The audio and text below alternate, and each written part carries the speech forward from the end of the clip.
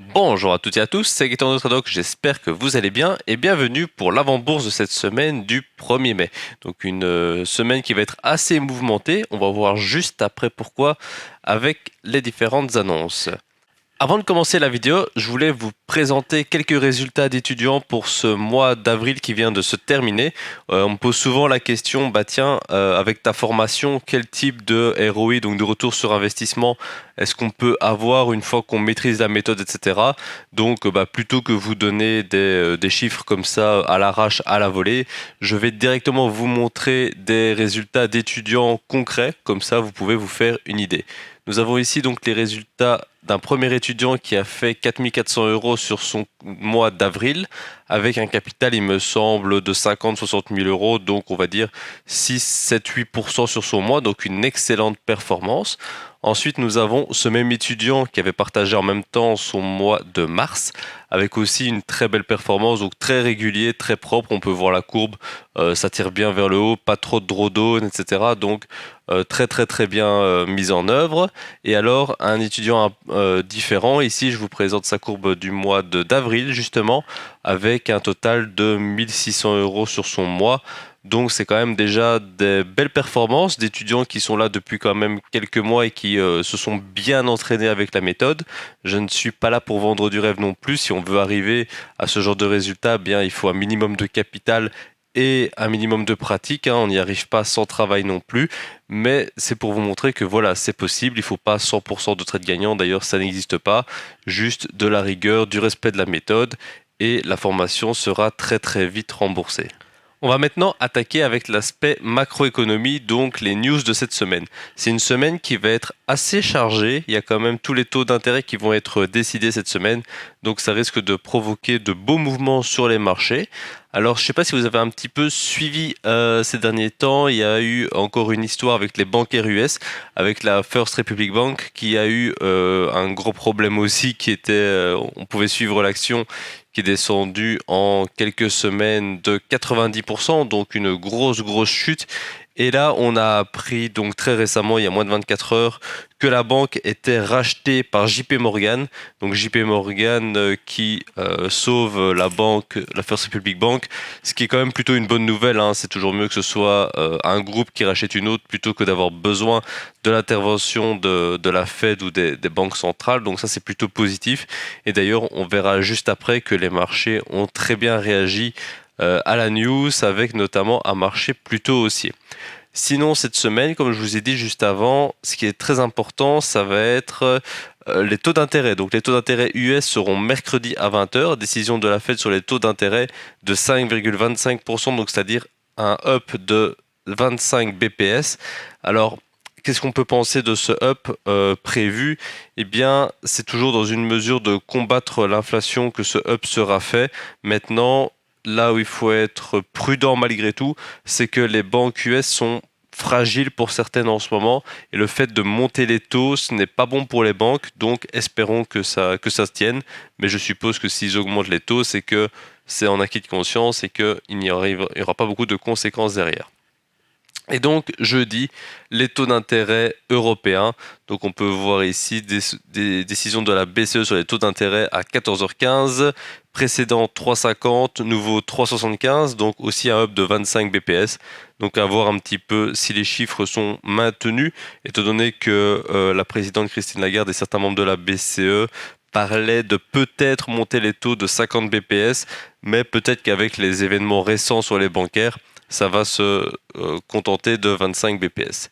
Sinon, au-delà des taux d'intérêt qui vraiment sont les news attendues pour cette semaine, nous avons mardi quand même l'IPC annuel européen, donc des chiffres en hausse, encore une fois, malheureusement de 0,1%, enfin prévu en hausse, donc c'est quand même pas terrible étant donné que la situation actuellement en Europe, eh bien, on vise la désinflation avec la hausse des taux d'intérêt, et pour l'instant, eh bien, on force à constater que les taux proposés par les banques centrales ne suffisent pas à ralentir l'économie suffisamment que pour descendre l'inflation. Donc à surveiller, c'est quelque chose qui est quand même au cœur des attentions en ce moment.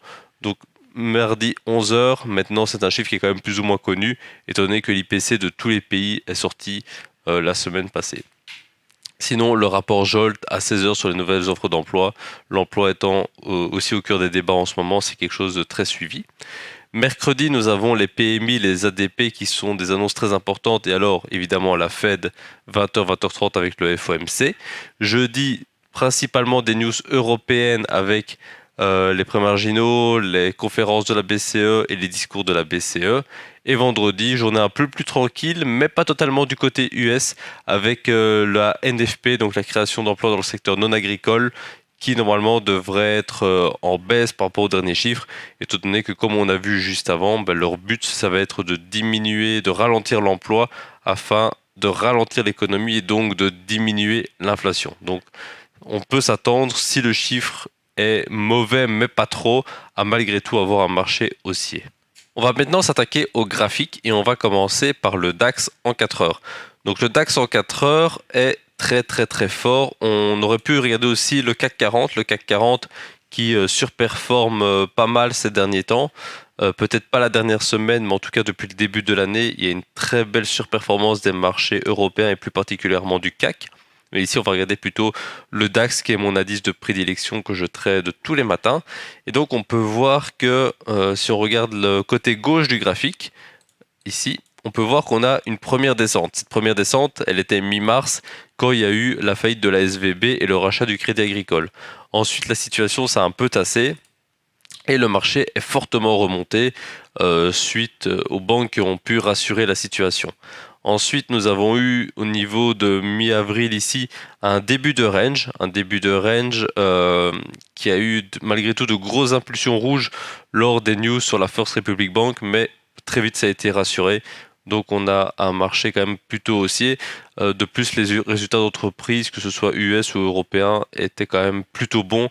Donc ça a quand même bien rassuré les investisseurs pour l'instant sur la situation, ce qui pousse le marché vers le haut.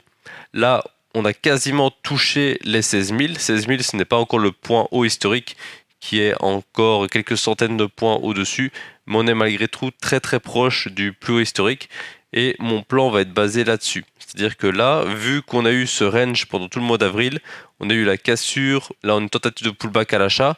Maintenant, à se méfier, hein, la vidéo est tournée le 1er mai, journée fériée, donc il faudra voir demain et avec les taux d'intérêt comment ça se dessine. Mais on peut très bien voir peut-être un rejet ou deux sur les 16 000. Mais ensuite, si les 16 000 se font breaker par le haut, les 16 300 qui sont les plus hauts historiques seraient un très bon objectif. Souvent les anciens hauts historiques, c'est malgré tout de très bons points de prise de bénéfice. Sinon, le deuxième plan à ne pas exclure, ça va être le plan du range. C'est-à-dire que ici, comme vous pouvez le voir, entre 15 007 et 15 009, donc sur une amplitude de plus ou moins 200 points, on a eu un beau range dessiné en 4 heures et on tente de le breaker par le haut, mais entre cette petite cassure et une réintégration et on repart pour un tour de range, on n'est pas très loin non plus. Donc le scénario violet, le scénario de continuation du range n'est pas à exclure, avec en prime à ne pas oublier la potentielle demi-rotation, comme on peut l'appeler. Alors une demi-rotation, qu'est-ce que ça va être? Ça va être un range qui a le milieu de range très bien dessiné. Ici, on voit qu'on a une mèche, deux mèches, un pullback, etc. Sur les 832, très bien dessiné. Et donc, la demi-rotation, ça va être quoi? Ça va être une cassure par le haut. On revient sur ce mid-range et à ce moment-là seulement, on part. Comment ça peut s'expliquer? Eh bien, c'est tout simplement une prise de liquidité. Le marché va chercher de la liquidité pour avoir plus de force pour remonter derrière. C'est-à-dire que ceux qui sont déjà positionnés à l'achat maintenant, peut-être ils vont sortir, ça va créer de la liquidité et on va pouvoir remonter derrière. Donc ça, c'est un scénario à ne pas exclure. Et alors, évidemment, le scénario le plus baissier de tous, ce serait on va en bas sous les 700 et on pull back et on continue le mouvement à la baisse. Ça, c'est un scénario qui est très peu probable, à moins que les taux d'intérêt soient vraiment trop augmentés ou que les news soient pas bonnes du tout. Mais dans tous les cas, vu qu'on travaille quand même sur l'horizon d'une semaine avec le plan 4 heures, on voit quand même, on va pas regarder les graphiques tous les jours pour refaire le plan. Eh bien, c'est intéressant de prévoir toutes les éventualités et la baisse en est une, même si elle est peu probable. On se tourne maintenant sur les marchés américains avec le Dow Jones, lui aussi en 4 heures.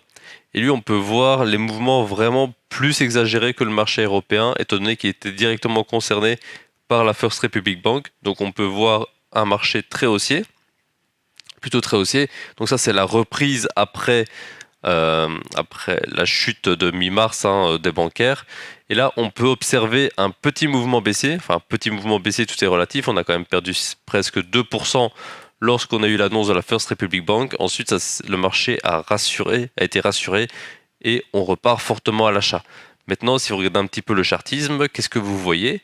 Moi, je vois directement une épaule tête-épaule. Ici, l'épaule gauche, la tête et l'épaule droite. Donc épaule tête épaule inversée. Qu'est-ce que ça nous dit? Ça nous dit que potentiellement, vu qu'on vient de breaker par le haut, qu'on peut aller chercher le TP de la figure. Le TP de la figure étant sur 516. 516, si on regarde en arrière, ça va être magique.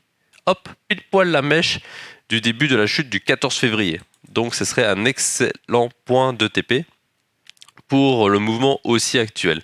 Donc mon plan actuellement, purement technique, sauf abstraction de toute la macro qui va évidemment envoyer une tige qui peut redéfinir la tendance, le plan haussier serait évidemment une continuation pour aller chercher dans un premier temps les 350 et dans un deuxième temps les 516 qui serait un excellent point de TP. Et si le marché est vraiment fort, nous avons les 817 juste au-dessus. Un deuxième plan serait que le marché a besoin de plus de force pour monter. Dans ce cas-là, on peut éventuellement définir un rebond ici sur la zone des 900 avant de repartir au-dessus. Donc pourquoi cette zone précisément? Parce qu'on voit que c'est la ligne de coup de l'épaule tête-épaule inversée et qu'il n'y a pas encore eu de pullback dessus. Donc c'est pour ça que ces niveaux seraient très intéressants. Le plan baissier, à ne pas exclure évidemment, même si peu probable, ce serait ceci. C'est-à-dire que je ne passerai baissier que si on passe 850 par la baisse. En cas contraire, je vais prioriser les achats parce que je pense que le marché a quand même beaucoup de force à la hausse. Et donc, je pense que tant qu'on est au-delà des 850, il vaut mieux prioriser les achats. Et alors, le dernier plan, qui est peut-être probable ou n'est pas probable, ça dépend un petit peu de demain, donc de mardi 2 mai, ça va être le plan range, où le marché va peut-être faire une petite hésitation, comme ceci, dans le but d'attendre les taux d'intérêt mercredi. Donc ce n'est pas à exclure, souvent les veilles de taux d'intérêt, soit le marché va se positionner sur le niveau qu'il juge correct, soit il va se mettre en phase d'hésitation. Donc ça c'est mon plan pour la semaine. Donc comment l'interpréter, comment le trader? Eh bien c'est assez simple, c'est-à-dire que là c'est un plan en 4 heures qui va me donner la direction principale du marché. Je sais à partir de où on est haussier, à partir de où on est en range, à partir de où on est en baisse. Et donc j'utilise cette information pour ne pas me faire piéger dans mon scalping. Donc moi mes positions, mes trades, ils vont durer quelques minutes maximum. Je vais travailler sur une unité bien plus courte que le 4 heures. Mais ce 4 heures me permet évidemment d'avoir le sens et c'est très important si vous faites votre propre plan d'avoir une grosse UT qui va vous définir la tendance primaire, qui va vous donner un sens prioritaire pour votre trade et ensuite d'avoir une unité d'analyse par rapport à votre style de trading. Moi par exemple ça peut être le 5 minutes qui va me donner mes points d'entrée et ensuite une unité encore plus courte qui va donner le timing d'entrée. Donc un premier graphique qui va donner la tendance, qui va donner le sens du marché selon le niveau sur lequel on est. Ici, c'est mon 4 heures. Une UT qui va donner la configuration d'entrée. Dans mon cas, ça peut être le 5 minutes. Et une UT encore plus courte qui va donner le tempo d'entrée. Si vous combinez ça avec votre plan, vous êtes sûr de réussir parce que vous aurez à la fois le tempo, le niveau et la tendance. Donc vous avez là tous les éléments pour bien réussir votre trading. Donc voilà pour cette avant-bourse, j'espère que la vidéo vous a plu. On a quand même abordé pas mal de choses d'un point de vue macro cette semaine, c'est un peu plus complet de ce côté-là, c'était assez cool. Donc vraiment à suivre mercredi, jeudi les taux d'intérêt, vendredi la NFP, donc c'est quand même une semaine assez chargée. Donc je vous recommanderais de diminuer votre taille de lot, augmenter votre SL et de vraiment trader en mode tranquille, ne pas vouloir forcer le marché parce qu'on peut vite avoir de gros mouvements et donc ce serait bête de perdre des grosses sommes sur ce genre de mouvement. Et dans tous les cas, il vaut mieux rater un trade. Si vous voyez que le marché part en ligne droite par exemple, il vaut mieux ne pas le cliquer, de rater un trade ou deux que de prendre du risque démesuré parce que voilà, plus il y a à gagner, plus il y a à perdre. C'est toujours proportionnel, donc à garder dans un coin de la tête. Donc voilà pour cette vidéo, je vous souhaite à tous d'excellents trades pour cette semaine et à la prochaine.